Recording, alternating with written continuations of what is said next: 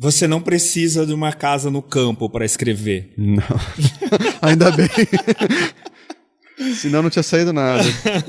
Porque a gente fica um pouco com essa ideia, tipo, para render um livro, para buscar inspiração, para escrever maravilhosamente o que você escreve, a gente fica com essa impressão de, tipo, preciso sentar num quarto com uma janela, olhar para um jardim com um lago, fica com essa impressão dessa poesia da escrita. E muitas vezes não, né? Você escreve num quartinho fechado do computador. Sim, eu já escrevi em ônibus, muitas vezes, assim, ônibus de uma cidade para outra, assim.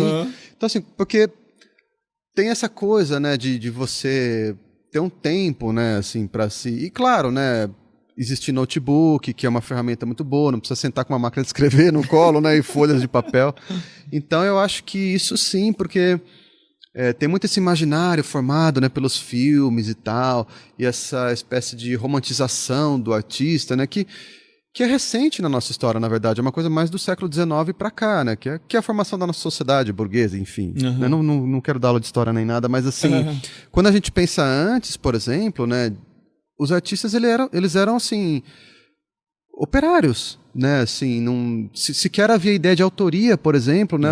Os quadros não eram assinados como passaram a ser depois, né?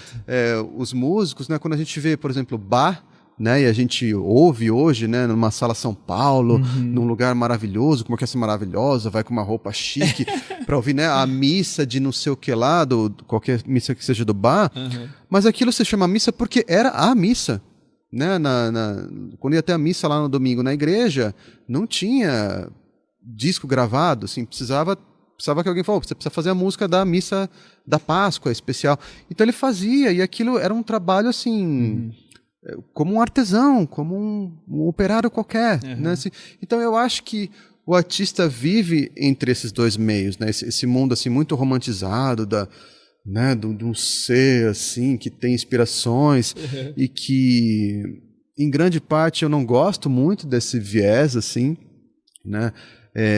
Mas também esse trabalho. E para mim, e acho que para muitos que escrevem, é isso, quando a gente senta para escrever com a história, a gente entra tão dentro daquela história, tão só a gente com aquilo, que o que está em volta, assim, meio que desaparece, sabe? Então, se você está ali numa poltrona de ônibus, numa cadeira, numa mesa de hotel, contanto que você esteja razoavelmente confortável e tenha um tempo para si, para mim o mais precioso é tempo.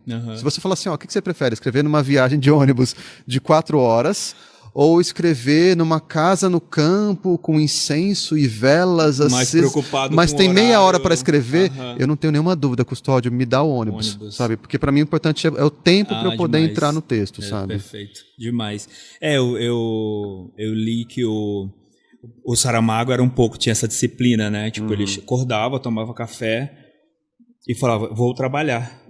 E ia para a máquina de escrever e escrevia 6 horas, 7 horas seguidamente. Assim, é um ofício mesmo, né? Sim. Tipo, é o ofício maravilhoso da escrita. É o que você falou, é botar para fora ali o que está dentro dele, muito menos sobre o que está em volta dele, né? Mas principalmente sobre o que está dentro, né? Sim. E a gente tem esses momentos, vamos dizer, de inspiração, assim, que eu gosto mais da palavra eclosão, que eu já vi ser usada, assim, né? Que é essa coisa que, como a de um ovo, né? Que sai o bichinho de lá de dentro.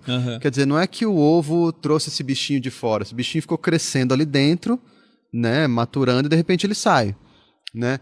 E eu acho que as ideias são assim, a gente fica pensando nas histórias, né? Assim, de repente fica, bom, qual é a minha história? O que eu quero? E você fica pensando nisso o tempo todo e de repente pode acontecer de, né? Agora eu tô... tava esperando o carro para vir para cá, falou, opa, uma ideia para a próxima história que eu já estou pensando, e essa ideia é boa. Mas é isso, assim, são pequenas ideias que não fazem um livro inteiro, né? Um livro com centenas de páginas. Essas ideias, elas te dão assim, um caminhozinho. Tem um caminho. Mas tem muito trabalho. Então, esse trabalho, a gente sentar lá e fazer, né? Como você falou com o Saramago, eu vou acordar e vou fazer porque eu preciso que seja essa ideia. Eu tive a ideia de que ele vai chegar na casa do outro e vai encontrar o outro desmaiado na sala, que seja. Mas escrever toda essa cena, escolher como é que... Eu vou mostrar o percurso até ele chegar nessa casa, ou não.